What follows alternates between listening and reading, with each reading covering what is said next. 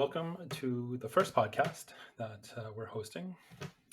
Happy to welcome Cece Chow, visual artist connecting people through plants. She's a filmmaker connecting people through story, and a trans model connecting people through positive, queer, trans, people of color representation. Cece Chow is a Calgary-born visual artist exploring the connection people have to nature and each other through Kokedama and Wabi-kusa.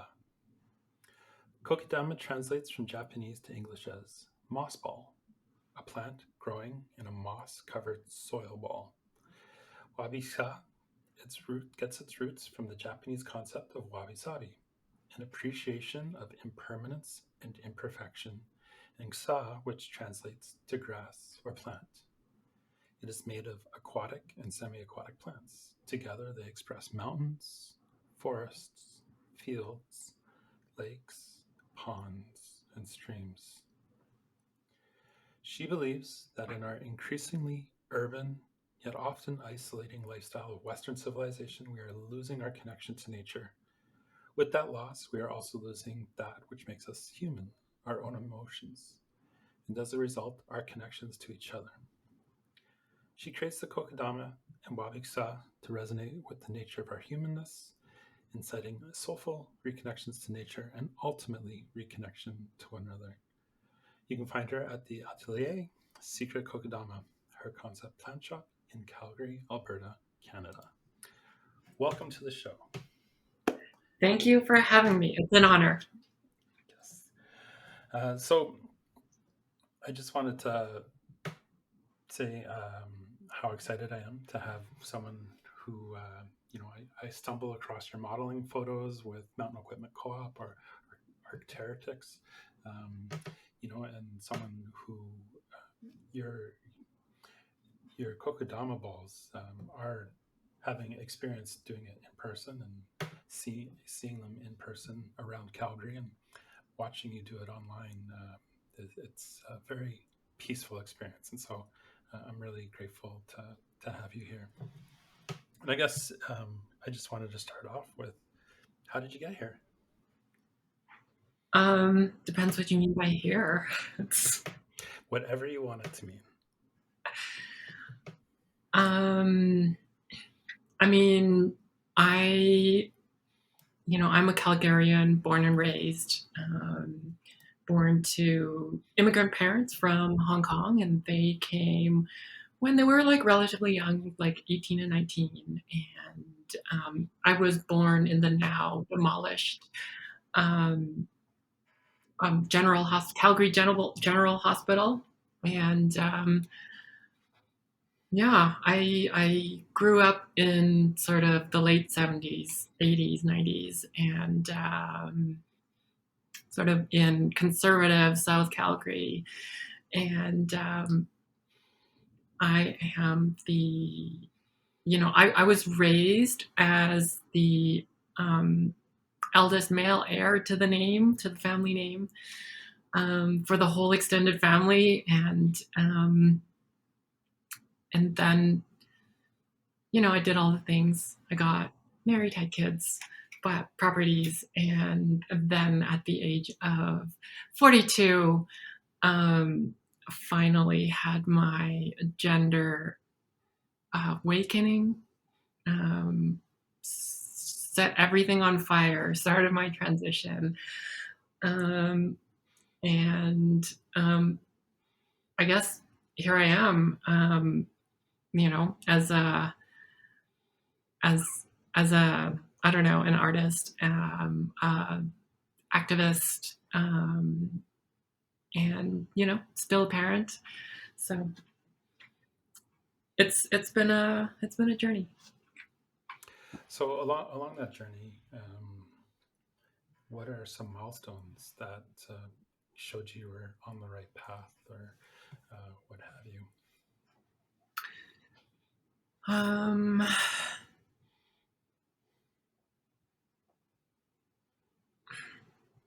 I mean, that's sort of I think for me, that's a little bit of a loaded sort of question, because it's like sort of, if we say officially, I started my transition at age 42. Um, but I kind of like to think of myself as having been in transition for years and years and years. In and like not understanding what I was actually chasing. And so, sort of, in the later parts of high school, I was in this team triathlon thing, and I shaved my legs. And from that day on, I was like that was my excuse to shave my legs. And Yeah. then it was like, yeah, I'm a cyclist. That's why I shave my legs. And You got to get that extra second or two. that's right. It makes me faster. Um, and I don't know. In university, I grew up my hair, and I got in quotes, air quotes, mistaken for a girl, like kind of on and off, and was like, cool. Um, and I've always sort of been flirting with the line of, masculinity and femininity. And like, on one hand, I would like, you know, just step over the line just enough. And then on the other side, do all of the like extreme sports and stuff that like it's like portrayed very like masculine. So like rock climbing and snowboarding and mountain biking, although none of those things are inherently actually masculine. Um, and but and so every time I took a step, like one of those things, like shaving my legs or like grooming my eyebrows and those sorts of things, I always felt better. And it just came to, sort of came to this point one morning when I was taking my shower where it was just like the the life that I had been trying to live, or like trying to the like the role that I was trying to fill um was the wrong role. I think that was it, like much stronger than like at sort of at the beginning. It was a much stronger feeling um than like I am trans and this is right. Um but it was more of like I am not a man. This feels very wrong. And maybe that sort of just is a somewhat sort of a description of like my experience of dysphoria. Mm-hmm. Um, So were you aware, like, when you were younger or when you were a cyclist or what have you, um, like, were you aware that that was dysphoria? Like, were you aware of, and awareness of being trans at that age at all? Or was it just kind of that light bulb moment that this isn't the right role? I mean, I didn't at that time. I really didn't understand it for what it was. Um, being being that person who's like sees a pretty girl walk by and being like, I want to get in those pants, but like I want to know what I look like in those pants, like um it wasn't about the girl, it was about her outfit. And like, I wish I could do that. I wish I could pull that off. And that made me, having like joined the church at like age 18 or whatever, that was like really disturbing, sort of in that sort of church queer phobic kind of Mm-hmm. an environment. And And did Calgary, like just to set the environment for people listening, perhaps from elsewhere in the world. Um, Calgary is a city of about 1 million people in Alberta, which is a province, in Western Canada. And I guess how would you describe it politically, the political and social, cultural environment of the area? It's very conservative. I would,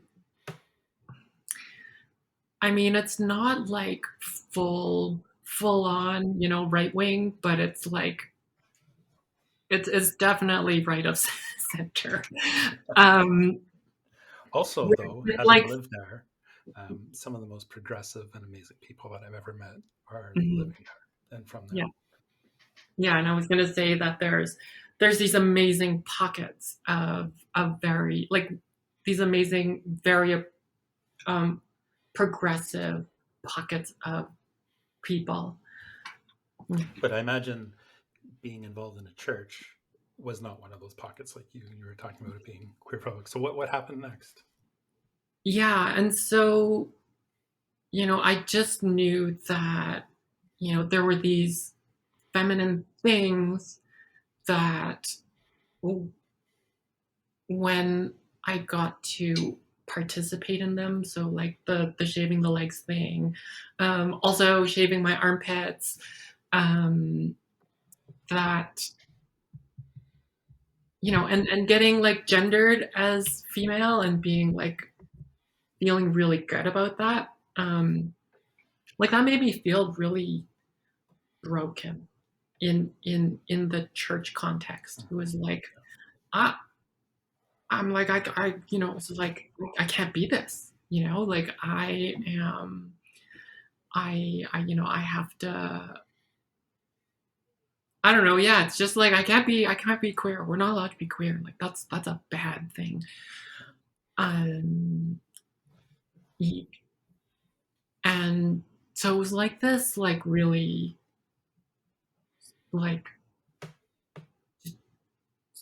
in my mind it was this dirty secret that I had to like suppress but like wouldn't successfully be able to suppress, and I would be constantly looking for those little affirming things um, that I could get away with and make excuses being like, well, this is not queer, like I just like having very smooth legs and long hair, and that I would style every day with a round brush and blow dry, and um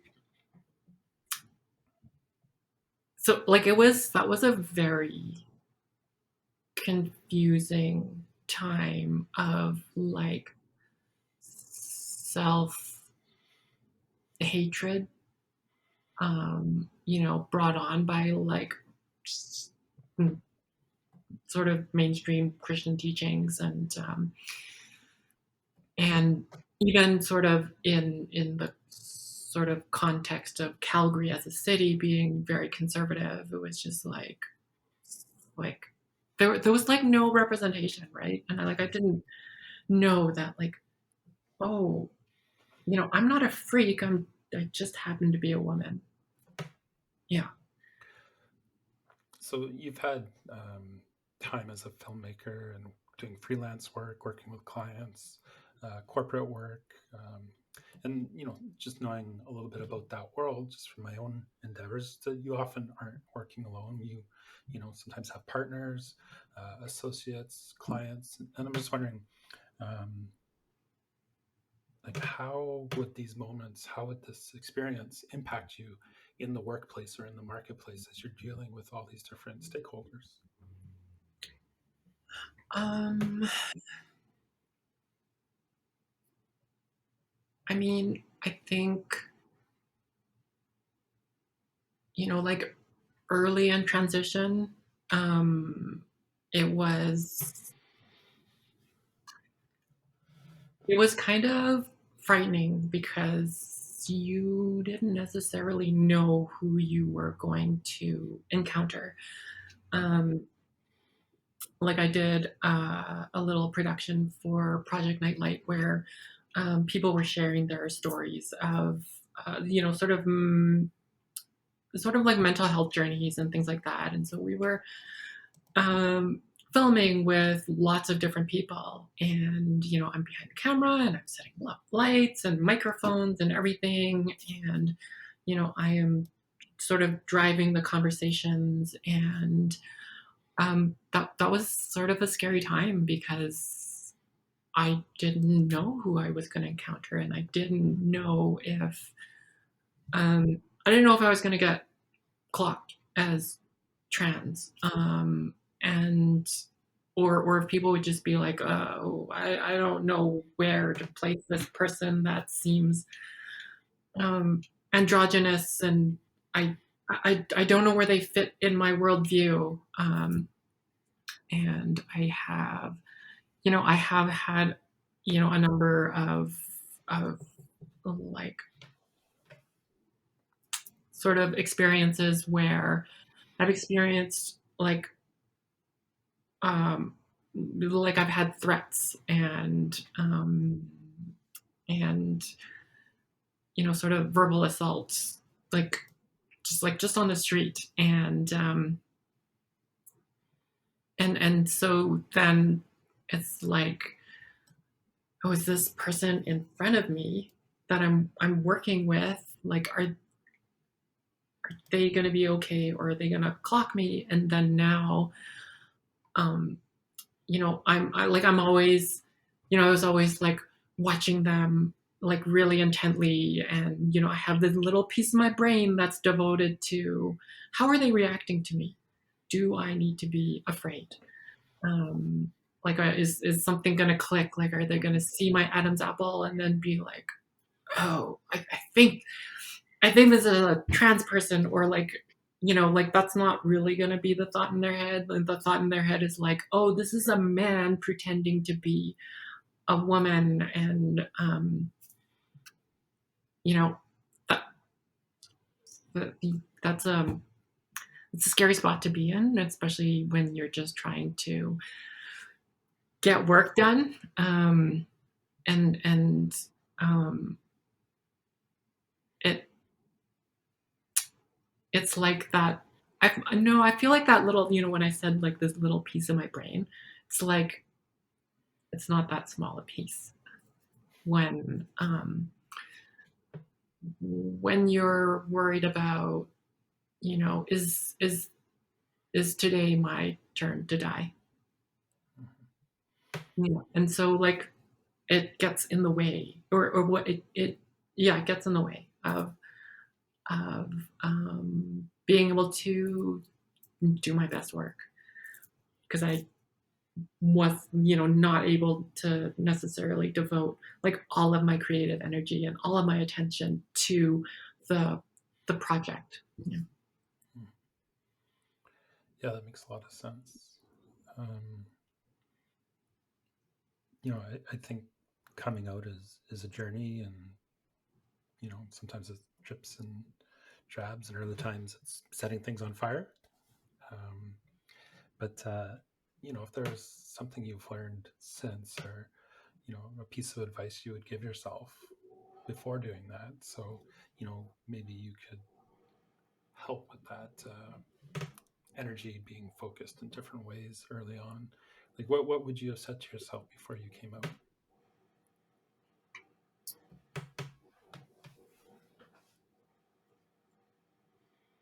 I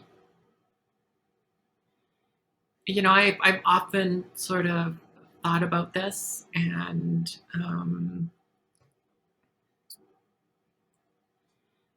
I think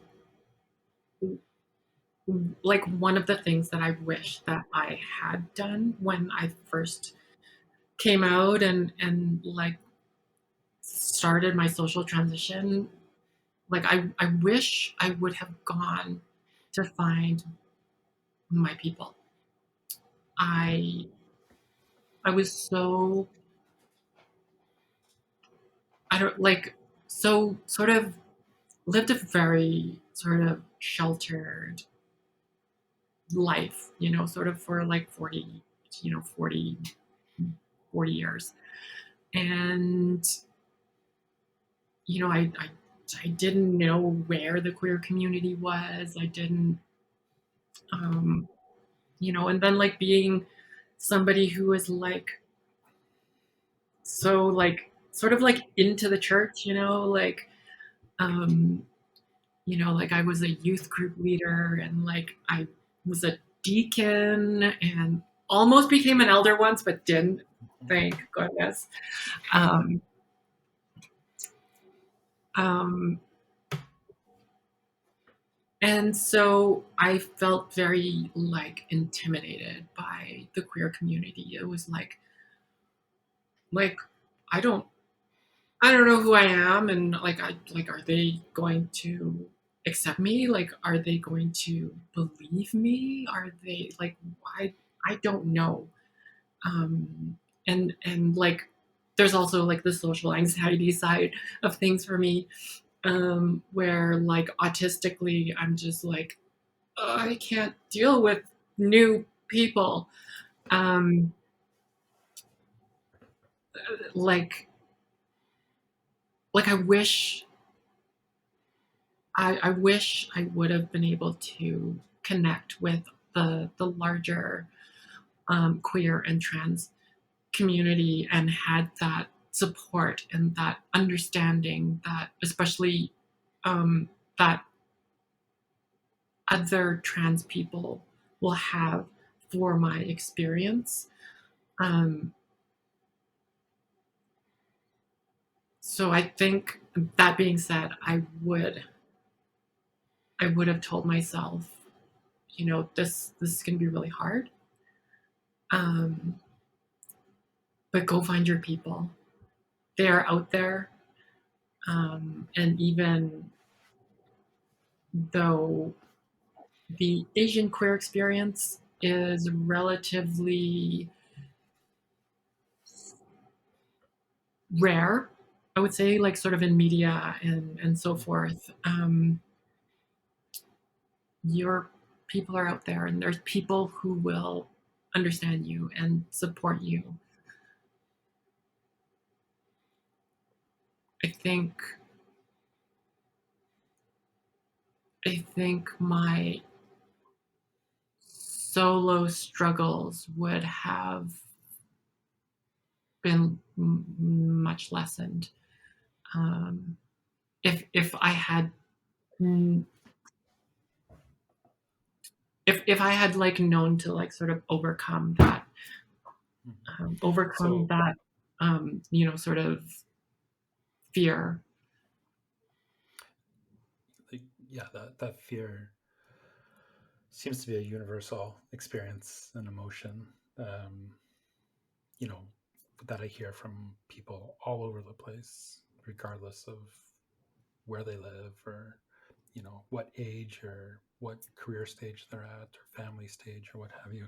I guess in terms of that advice you'd give yourself, finding your people, especially you know in a very vanilla city like Calgary, which is I think 84% Caucasian. If for 83%, I might be incorrect on that, but I don't think I'm very far off. Um, what are kind of like, to somebody listening to this podcast in secret, probably in the closet, wondering if they can do this, scared, just like you just expressed. What are three things you would say to them to find their people? Like how would they start looking for that so that they're ready to, I guess, be welcomed?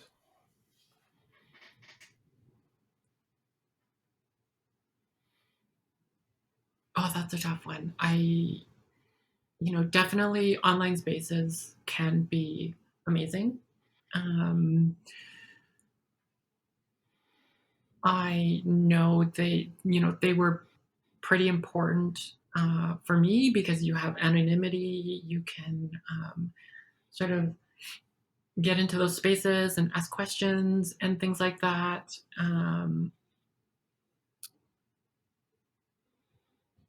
Uh, and like this might be, this might be an I don't know if this is a popular or unpopular opinion. Um, be wary of Reddit. Like it's it's like it's kind of like feels like low hanging fruit, but it can be very problematic. Mhm. And depending on where you are, sort of mental health wise and emotionally, you may want to just avoid Reddit. There's some really amazing people on there, and then there's like very inflammatory people um, on there, and even in sort of the trans communities in that space.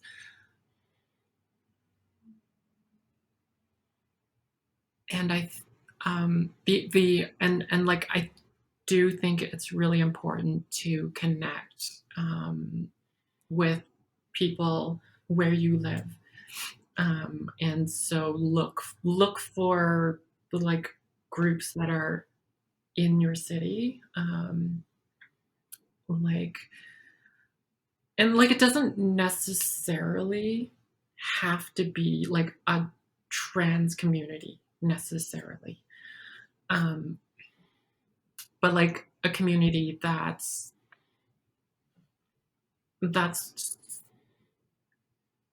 actually affirming that they take a stance um, on inclusion, and so like like there is like in Calgary there's like Skipping Stone Foundation, which is super amazing. Like things are very confusing for me until I found them, but then I got connected with this other group called the Boring Little Girls Club, and really they're it's like a space for basically a space for non-men, um, and so like I mean for me being a like a trans woman, like that felt really safe, and they were and they were very open, and I met other trans women who also like connected through that group, and so like it doesn't necessarily have to be like a super like queer Mhm. group, but if it's a group where you're the sort of the group is explicitly affirming. Is that three? Or what's three? Uh, so be wary of Reddit, which I agree can sometimes be a total cesspool.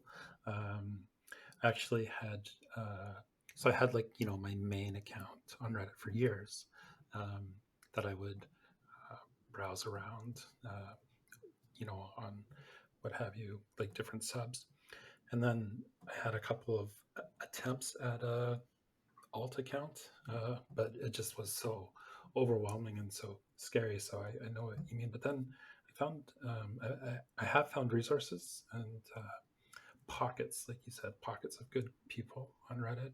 So I actually got connected with my doctor in Calgary through a DM on Reddit. I met my first trans person here in Vancouver via Reddit, and we're still friends. You know, we went out for dinner not long ago, our partners and us, and a very good friend in Toronto who really helped guide me in those early days. So it can be out there, just my personal experience. So low hanging fruit at Reddit, be careful.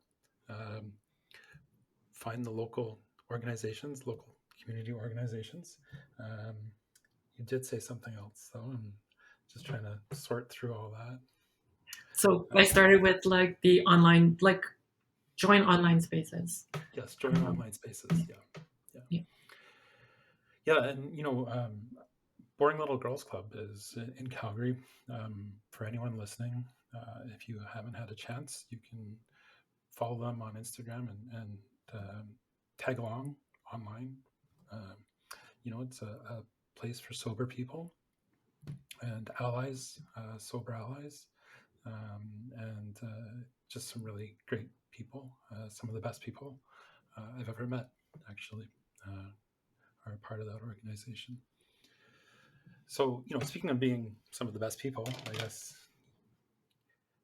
one of the things I've learned about the trans experience is there's a lot of opportunities for self-reflection and a development of a real deep self-awareness. Like, how do you think being trans or the whole experience of transition and coming out, how's that made you a better person? There, I guess there's like multiple things. One is that it's made me, it made me a better parent. Because there's multiple things there too, but like kind of like when you're when you're going through a second puberty at the same time as your teenager is going through puberty, and it's like, dude, I get it. You know, I get it. It's hard and everything is weird, and like things that used to make sense no longer make sense. Mm-hmm. Um, I get it. Like, let's walk through this together. Um, but at the same time, it, I think the greater sort of arc is that it helped me to be less judgmental um, of people, because it's like, yeah, you just don't know what people are going through. You know, like people sort of, you know, in the before days, like people would look at me, you know, like have a job and kids and a house and there's two cars and, you know, married to a great woman, and yeah, they're doing amazing.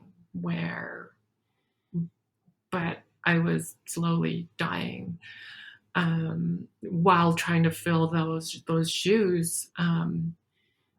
Like you don't know what people are going through, and I guess a little bit of a content warning for suicide. So if you're hearing this, maybe skip forward at, I don't know, a couple minutes or something. Um, where it's like I I get it, you know, when somebody, it's not that they want to die, but they don't want to live the way that they're living. Mm-hmm. And there doesn't seem to be a way out except for not living. Um, and it's like, I get it. And it's like, I understand why people get addicted to alcohol or drugs or working out or sex or whatever that addiction is, because it's like, I just, for just this short time, I want to not feel what I'm feeling. I just want to feel something else just for a little while. Um, and it's like, it's pretty hard to judge, you know, the person who has a drinking problem or a drug problem um, or whatever that is, because so, like, I don't know, like it just, that very easily could be me. You know, it's like, yeah. um, and then the other piece is that sort of self-reflection piece and knowing myself. Um, when you know, when you're faced with, okay, I am not this role that I've been trying to fill for my entire life up to now, you know, for 41, 42 years. Um, and my identity, the identity that I subscribed to was, you know, I am a son, I'm a boy, I'm a man, and suddenly it's like, no, I am not those things. Well, then who really am I? What parts of that life are actually me?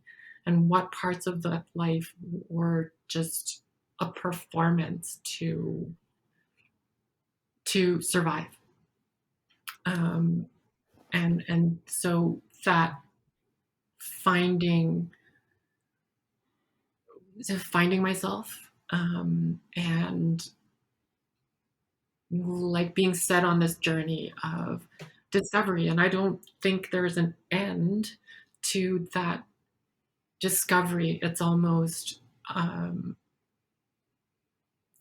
that exploration of who I am, and as it, you know, as I live, it evolves, and I have experiences, and I learn more things, and um, I don't think that comes to I don't think that comes to like this endpoint where it's like, okay, I know everything about who Cece is, and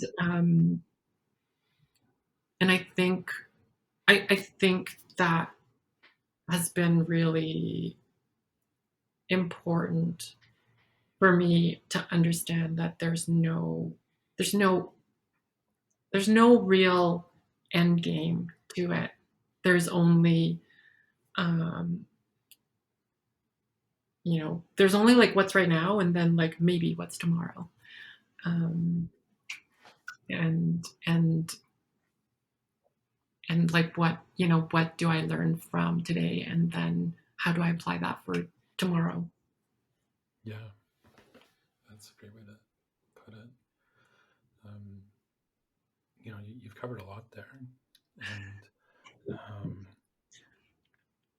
through the journey that we experience, in transition and kind of as gender explorers, if you will. Um, what was the hardest moment you experienced? um,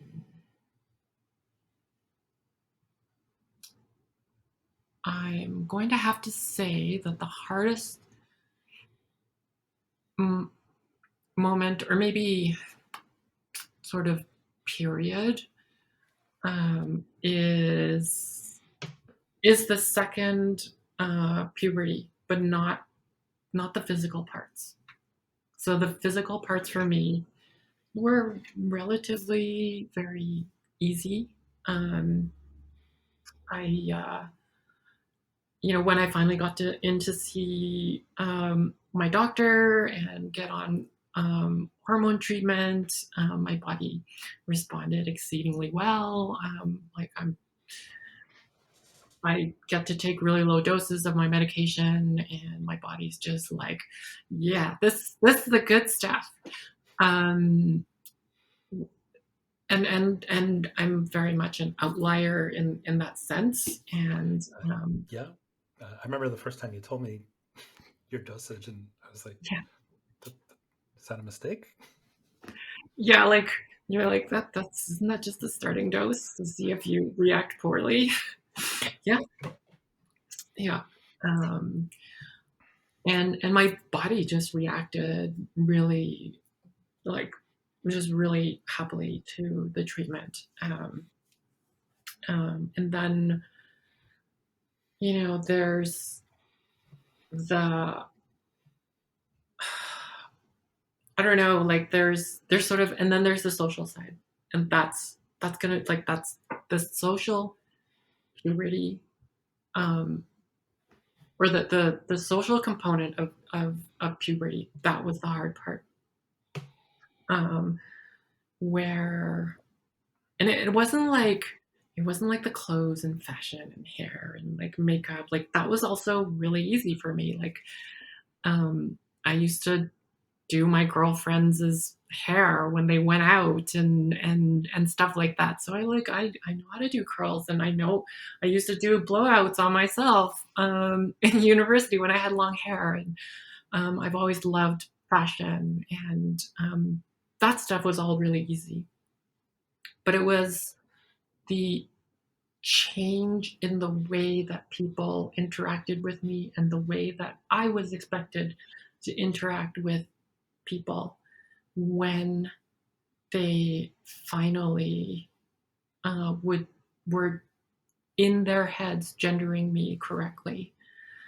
Um, and I attribute part of this to being autistic, where autistic people tend to construct scripts for how to behave in public because we're just not good at like actually intuitively understanding why people do the things that they do and like sort of what's expected. And so we tend to create scripts. We watch people and see how they do things, and then we copy them. And so when I was male presenting, hanging out with the boys, like it was easy. I just copied what the boys were doing. Um, and and I would do that in all of the environments that I was in.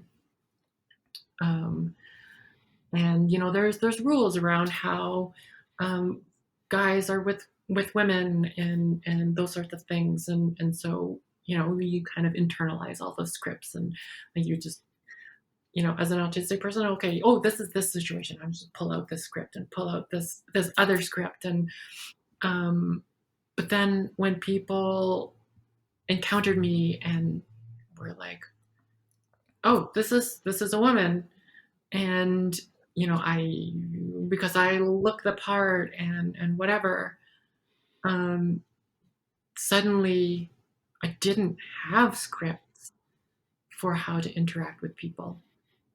um like even like in some aspects it was like easy to interact with other women, but at the same time there were some situations where it's like, oh, I don't know what this situation means. Um like, are we friends? Are we flirting? Like, what is this? I don't know what this is, because like if you're masculine presenting and like interacting with a woman, like it's pretty obvious, like when a woman is flirting with a guy, like it's just, it's very obvious usually. um but then me as a woman interacting with men, that was so hard, because my instinct from the before times is just to mirror the men. And that doesn't work when you look like this. It's just like, it's really odd, and like the men feel uncomfortable and then I feel uncomfortable, and like I don't know what's going on, and like I don't have the my entire life I've been watching people to see sort of how to interact from that masculine point of view. Um, and so I never like studied in air quotes the sort of the feminine side, like what's appropriate and what's not appropriate when interacting with men when I'm a woman. And like I had this thing where one time with one of my old guy friends, like I was just like sending him like photos of like my transition progress or whatever, and I'm like, check it out, like I have an ass, and like I got boobs, and like this is a thing that we would do before when we were working out. It's like like I don't know, check out my biceps, look at my look at my shoulders, look at the striations in my shoulder, that kind of thing. And so I was doing the same thing with him, but now like into transition, and like I'm sending him photos of me like basically like half dressed in my underwear. And one day he was just like, look, I'm really happy that your transition is going well, and that like and you're happy about it, and that you're able to share that with me, but like I'm kind of uncomfortable with you sending me semi nude pics. And he's like, I think my wife wouldn't really appreciate it either. And like I know his wife, so like if that had like happened, I think we would have figured it out. But like that was like this like light switch moment where it's like I can't I can't do this. There's things that I used to do, and it was like, oh, like this is how guys connect. Where it's like I can't invoke those scripts. I can't send semi-naked photos to like guys that I'm friends with because I'm going to ruin somebody's marriage or like relationship or whatever, and like not on purpose. Homewrecker is not in your bio. No, that's really not something I wanted to add in there. So it sounds, yeah, like that social puberty, learning to navigate, compounded with, um, navigating the scripts that you needed just, as an autistic, someone with autism, um, navigating the world. I guess, how did you then eventually, like, you realized not to send photos to your friend, but like, I guess, how did you kind of move past that, and what have you learned since? Like, do you have a new set of scripts, or is there a new way that you approach, an interaction with another woman? Um, um,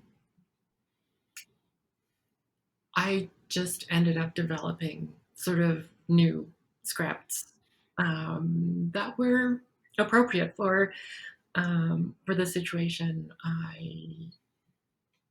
And it's funny because like when I started dating, and like I'm um, I'm into women, and so dating as a woman who loves women, um, like that was weird because I was like a whole new set of scripts to like and culture to figure out.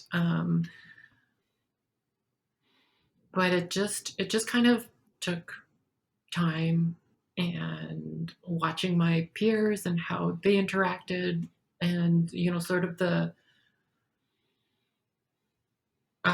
maybe it's a little bit like the reverse where it's like, well, now when I'm hanging out with women, like I can just allow myself to um, sort of mirror their behaviors and stuff, and it's like it's not a super conscious type of thing um, anymore, where it's like I don't have to like necessarily stop myself from doing certain things or whatever and being like, oh yeah, no, don't do that, like it's that's not appropriate here. um and it I don't know, I guess with time and like basically practice and interacting with people, um got easier, and like me owning a retail store where I interact with quite a lot of different people, like that's been quite helpful, I think, mhm. where I can observe lots of different people behaving in different ways. And like my shop is in the back of a cafe, so I get to see people interacting with one another, and like sort of pick up on that as well. Yeah, that's a great way to, yeah, see what's going on. Um, a, a common thing that a lot of trans people talk about is finally being authentic, living their lives authentically. And I've kind of heard you hit on this a few times in different ways in our conversation here. And I guess, how do you define authenticity?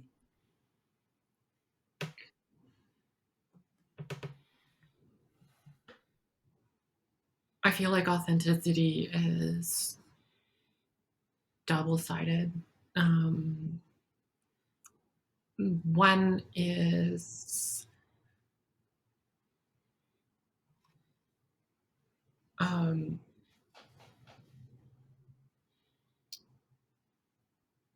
yeah, I'll start with this. Like there's sort of the one side where it's like not doing the things that aren't you. So, and like for me, that would be uh, like the behaviors that I would sort of these masculine behaviors where um, it was like I'm like when something goes wrong, I can only be angry. Um, I don't know. That's a bit, it's just like some toxic masculinity mixed in there. But like those are sort of I don't know, like those types of uh, rules that I sort of grew up on. Um, like not feeling your feelings. You don't get to feel your feelings. Um, so like or like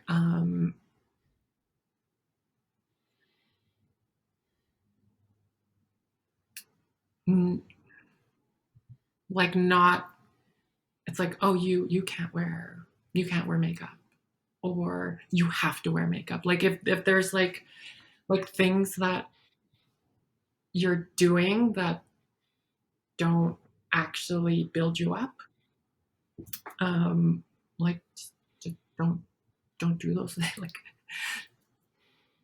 not doing those things to me feels like authenticity. And then so the flip side is going to, like, for me, is do the things that uh that make you more you. um and the the thing that ties that together is this um like self-awareness. It's like we really aren't brought up to understand what we're feeling. At least not, like, definitely not Gen X. um and or like boomers, like whatever, like, the millennials are a little bit better. Gen Z is just like super aware of But everything. being a fellow Gen Xer, we're raised with, I think, a bit more cynicism. Um, That's a fair statement. or mutual cynicism, if it were, just thinking back to high school and the media we consumed, in the 80s and the 90s, which could make for a whole podcast, I'm sure. And I bet you there's For sure. several out there. But that, you kind of need to have that awareness. And so authenticity is this journey. It's not, there's no, um, it's authenticity is a lifestyle, like where you are seeking um, that which builds you up, and you let go of the things that tear you down. Um, Yeah, that's a and beautiful point. sometimes it just takes a while to like try things and find out actually what builds you up and what tears you down. Yeah, yeah. There's a bit of trial and error, isn't there? Um, you talked about that, that the, the social aspect of the puberty, the second puberty we experience, and um, like some of the things you did earlier on just to alleviate that dysphoria, or to feel closer to yourself, I guess would be maybe a better way to put it. But what would be your favorite metaphor for being trans? um, I just heard this on a like like from a TikTok creator, and I like if you're Gen X or early millennial, maybe you'll probably get it. But it's the plot to like the trans experience is the plot to it's an Arnold Schwarzenegger movie, Total Recall. Yes. Um, and the creator wasn't actually talking about Total Recall, but they were like describing the experience as like you're a sleeper agent and you are assigned this role and you're so like into this role, you live this role, you believe it, and that's what makes you this amazing sleeper agent because like nobody knows that you aren't who you seem to be. And so you live that way for a while, and then there comes a point where you have this and so like for a person who's trans, like that's our gender, like our gender assigned at birth, right? Um and there comes this time where um things are slowly revealed to you where um and you may have this incident that awakens your awareness, and you start noticing things like um I'm so like from a trans feminine perspective, for somebody who's assigned male at birth, it's like I'm so uncomfortable with the bulge in my pants.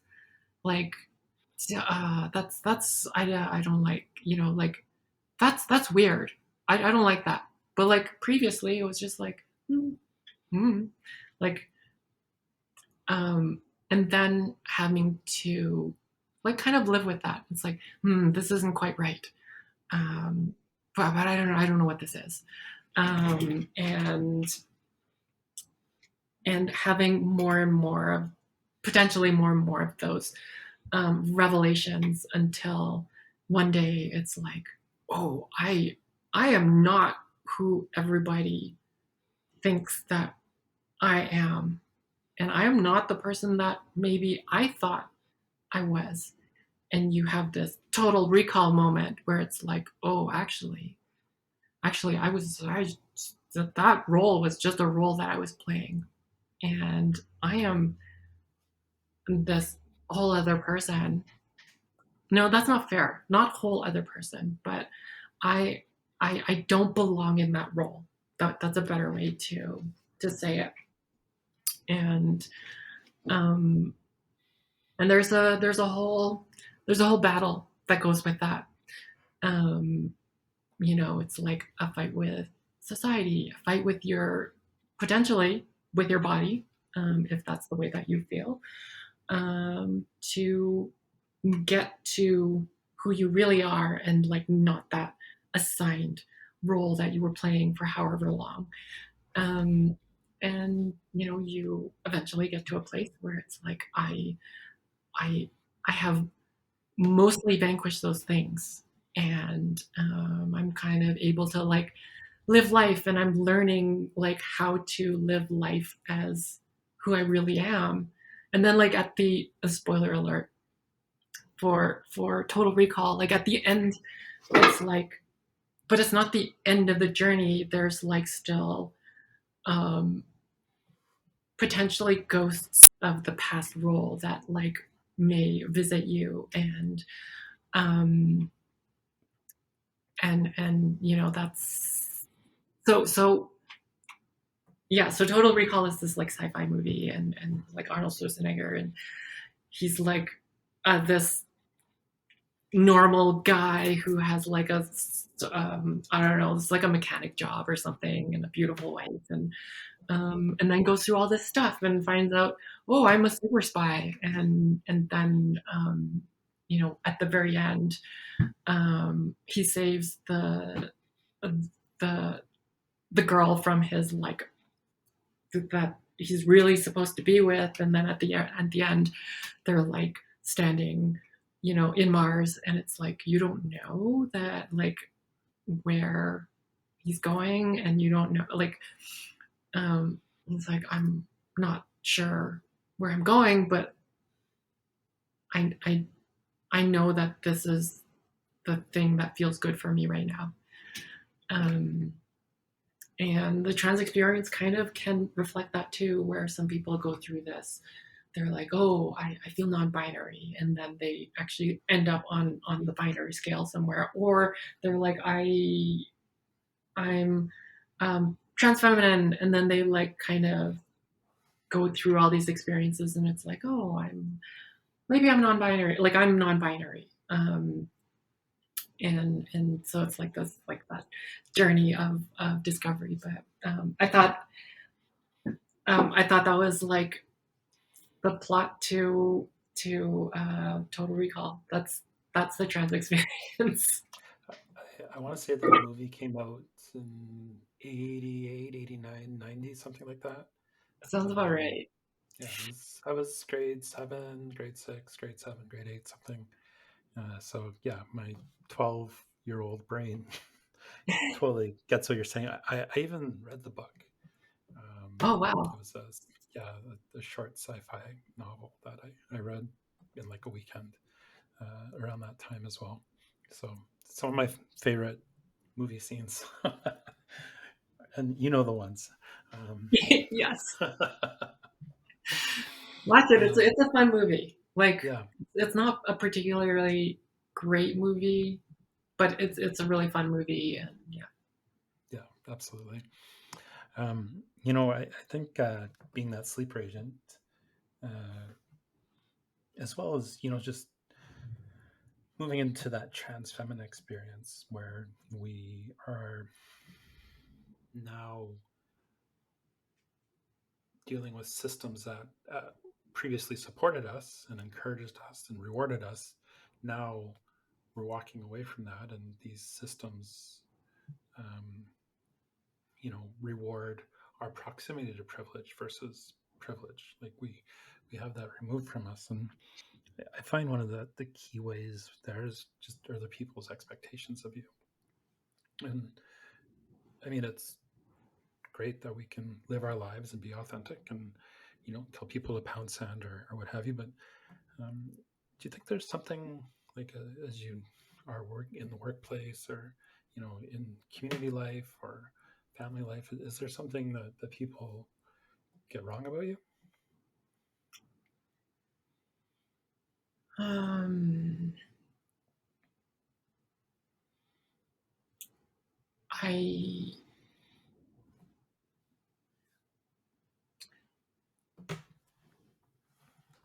I'm like, this is gonna take a little bit of a darker turn, I think.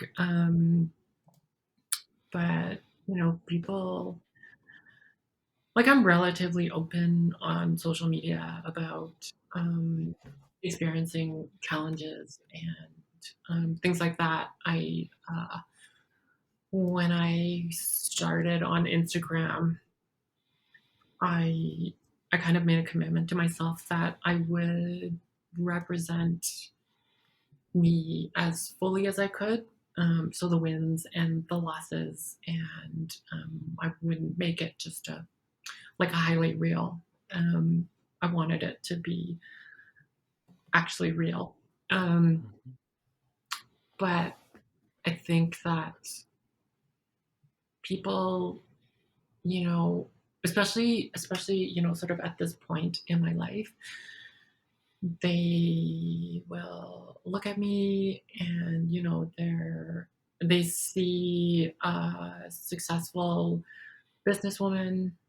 I have a great relationship with my ex-wife. We co-parent um, our kids, um,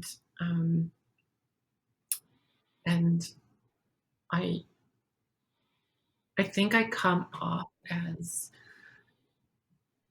very confident and like really well put together, and um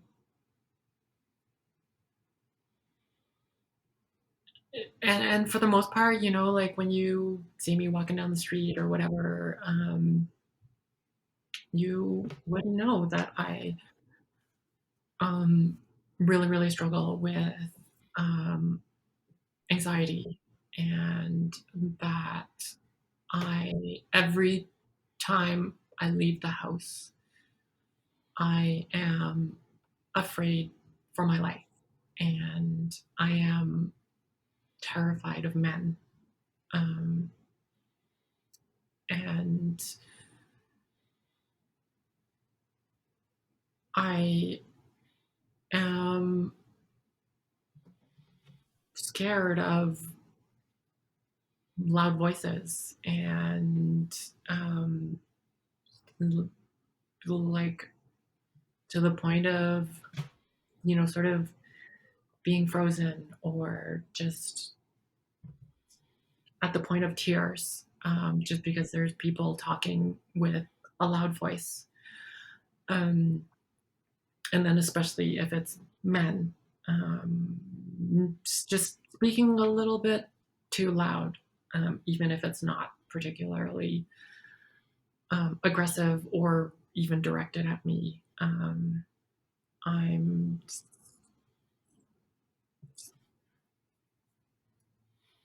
I am every day. I leave the house, and I wonder, is today going to be my turn? Am is it like, is today going to be the day that I die because I'm trans? Um, and it takes everything that I have every day to leave the house and go to work and run my business, and interact with men customers, and to like keep my trauma in check, um,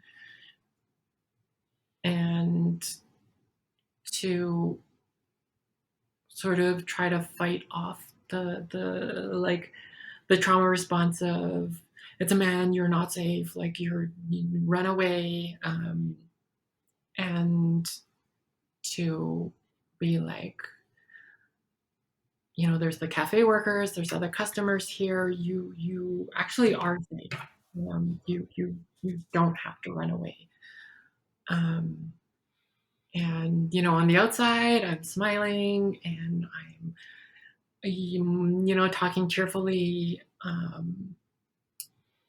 and on the inside I'm there's a war going on, um, where my body is like, you're going to die, and my brain trying to tell my body, you're not going to die, you're okay, um, and that this I think that this is not an uncommon experience for trans women.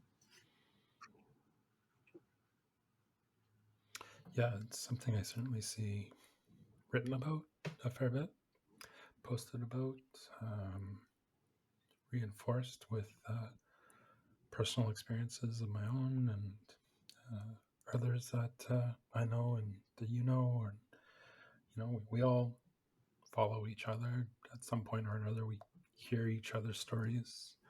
Um, yeah, it certainly is a common thread for sure. Thank you for sharing that. Um, like we do have those moments where, yeah, we're navigating trauma or trying to figure out how to do it safely. But what's one thing in your life today, whatever it is, that you're just really grateful for?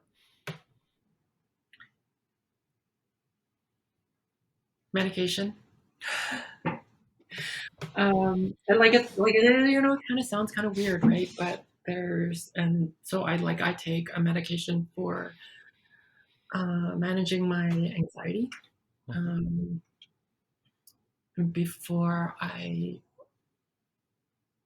had tried everything. Like I was in therapy and like tried meditation and exercise. Like I'm a runner and um and like breathing exercises and like the meditation apps and all of the things. And I got to a point where I would wake up super anxious. And like when my roommate was asking, like would ask me like, hey, what's your, like, how anxious are you? And I'd be like, I don't know, like a 3 out of 5 for severity, with like 5 being like total panic attack. And she'd be like, okay. um and so I would wake up, 3 out of 5, like that was my regular, what I described as 3 out of 5. And I would go to work and I would be able to do an hour and a half of work, maybe. And then I would spend the rest of my workday uh, just trying to not freak out. And like I just couldn't work effectively. And like as a solopreneur, like if I'm not working up, like to sort of a semi good capacity, I'm not making money to pay rent. And if I can't work, I can't pay bills, right? There's no, you know I don't have benefits. And if I'm not working, I'm burning through savings. um, and then I would get in my car and sit in my car for um, an hour in the parking lot, trying to calm down from being in a space where there's men that come in and out, and they may or may not be talking loudly and laughing loudly in the cafe. um, and then I would drive home and go home and be anxious, and then stay up late, because I knew that when I tried to go to sleep, when I closed my eyes, there's only me and my anxiety. And and I just couldn't, like, I didn't want to feel that. So if I stayed up late, I could be really tired, and that time of being alone with my anxiety would be really short, um, which makes my next day's anxiety worse.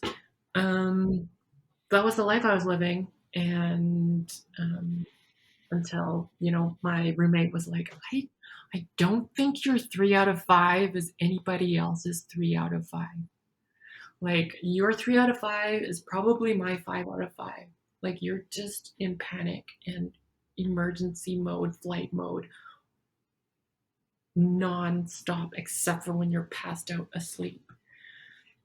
And and I tried everything and nothing worked. And finally, it was like, I just had this stigma around medication. And then I got on medication. Like, I talked to my doctor and my therapist, and my doctor was like, okay, well, we know that you have the sensitivity to medication, so we're going to start you off real small.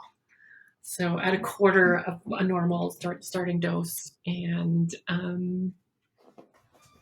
it made all the difference. Like, I still experience anxiety, but it doesn't control my life to the same degree, which means that I can go to work and I can do work, and I have capacity to spend time with my kids. It means that I have capacity to care for my girlfriend, the capacity to deal with my own anxious attachment style, where, when I'm not with my girlfriend, I'm like, she doesn't want to be with me. And, medication gives me the sort of the space to be like, you're okay. You have no evidence for these escalating thoughts. Whereas before medication, like, I, I was literally disabled by my anxiety.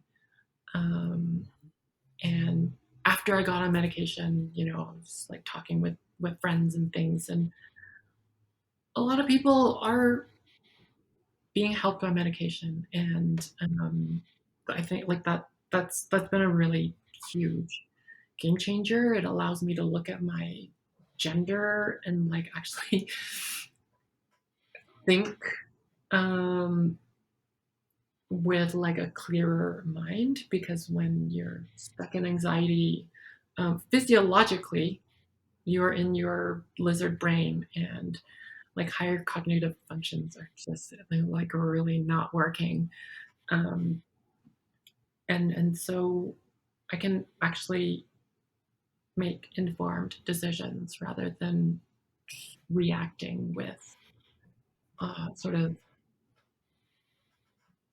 I don't know, reacting with animalistic. Cortisol flooded cortex. Yeah. Um, I think we need to, as a society, normalize medication, normalize conversation surrounding anxiety, depression, mental health. Uh, to the point you made earlier about not knowing what someone else is dealing with. And yeah, a lot of times medication, in a way that's no different from a diabetic managing their blood Mhm. sugar with insulin. Um, sometimes they're working through their serotonin levels, dopamine levels, whatever it is. Um, and just to tack on to what you said about nothing working and trying different things, if someone's listening and struggling with that right now, I've been very open in different social media platforms about my experience with mental health and depression and anxiety. And it took me 4 different medications before I finally landed on the right dose and the right drug. Um, so, you know, something that works for your friend might not work for you. And there's a whole number of reasons for that, whether that be, metabolic, um, lifestyle, different physiological responses from different medications.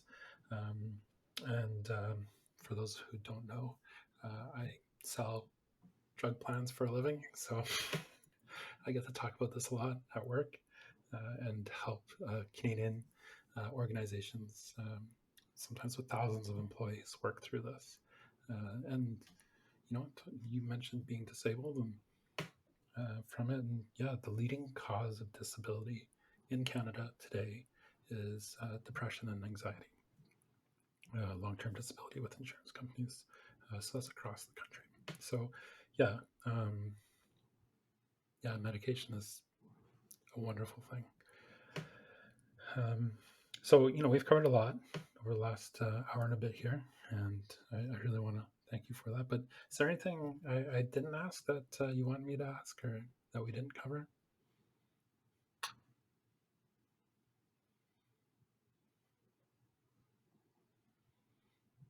Um, I think, um, I don't know, like, there's part of me that just wants to answer with yes. But I think sort of for me, being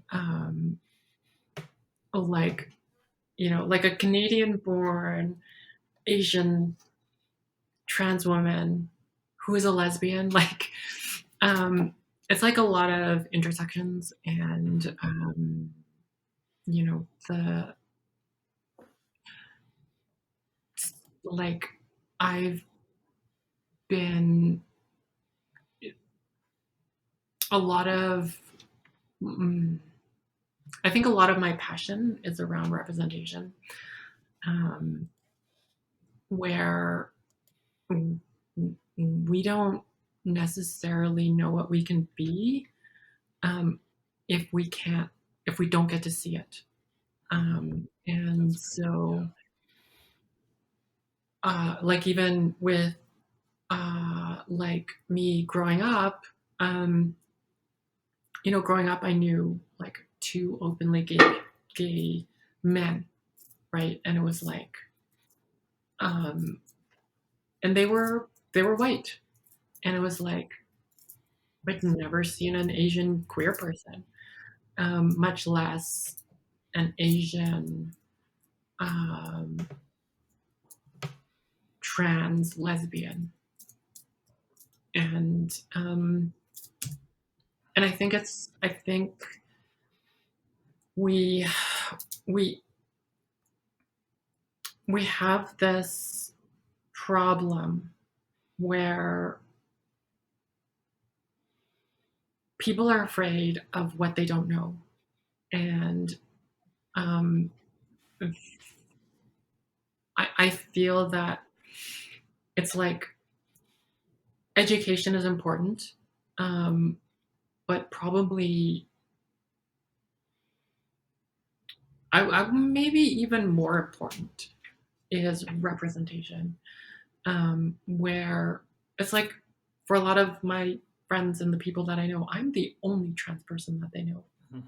Absolutely. Yeah. Um, and for them to know me as a trans person when they're having conversations with other people and like, I don't know, bathroom bills come up or whatever, the conversation is completely different when they're, when it's like not no longer theoretical, but it's personal because you know me and you know that, if we've talked at length at all, my experiences in like with washrooms, and um, it's like, can you imagine me in a men's washroom?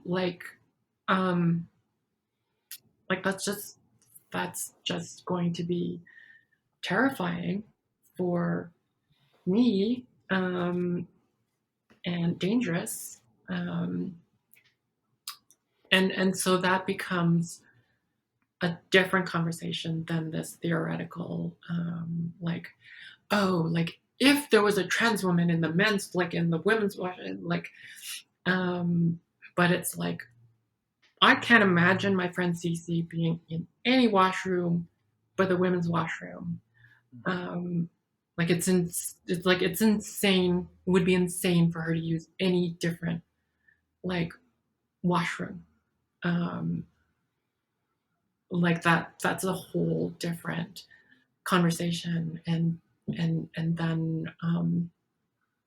and like when things become personal, um, I feel like that's when we get that's when we get real change.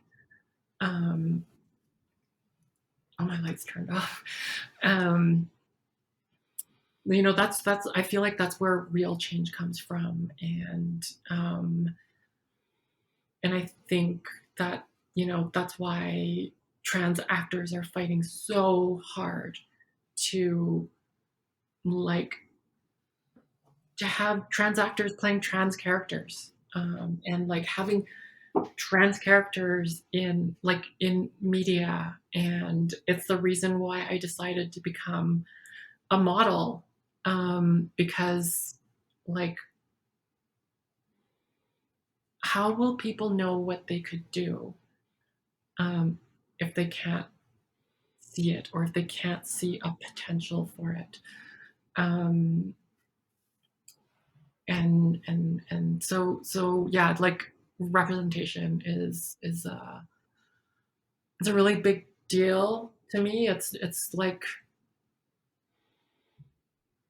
even for a politician or whatever, like maybe it's not like even, but it's like for a politician to be friends with a trans person, the policies that they make and they endorse and the Mhm. policies that they shoot down are going to be different, and they're going to be passionate about them, passionate about protecting people like their friend. um, and so like I think representation is super duper important. And so if you're listening out there and you're like, if you're in advertising or like any kind of like media, whether it's like magazines or news or like a content creator, like mm, I encourage you to sort of dig into um, the intricacies of it and consider what you might be able to do um, um, for trans representation. Well, thank you for the wide ranging conversation that we've had on this first episode of the podcast. I think there's a lot of things that you shared that people can really take and learn from and perhaps apply it in their situation as they come out, as they um, go through those first early steps of social transition. You are active on a number of different platforms, and where can people find you? We'll put the links in the podcast description, but where can people find you? I am very active on Instagram, so I am at the transplanter on Instagram. That's sort of my more like it's like modeling and personal. And then also on Instagram is my business, so at kokedama.ca, so kokedama.ca. Um, and that's where I, have all of my kokedama and plant work. But the posts ends up being very tend to be like quite personal also. Um, I am on Facebook under the same handles, and then I'm also on TikTok as the transplanter as well. And um, some of that content is like a little bit more fun. There's no serious stuff in there yet, but it's like it's fun. It's representation. Um, and you can get me by email. So cc at thetransplanter.ca. So cc is Charlie Echo at thetransplanter.ca. And then otherwise you can like catch me at the store as well, in Calgary. So that's office hours are Thursday, Friday, Saturday. I'm often here on Sunday. Fantastic. Well, thank you so much, Cece, and can't wait to see what you post next. Have a great day. Thanks.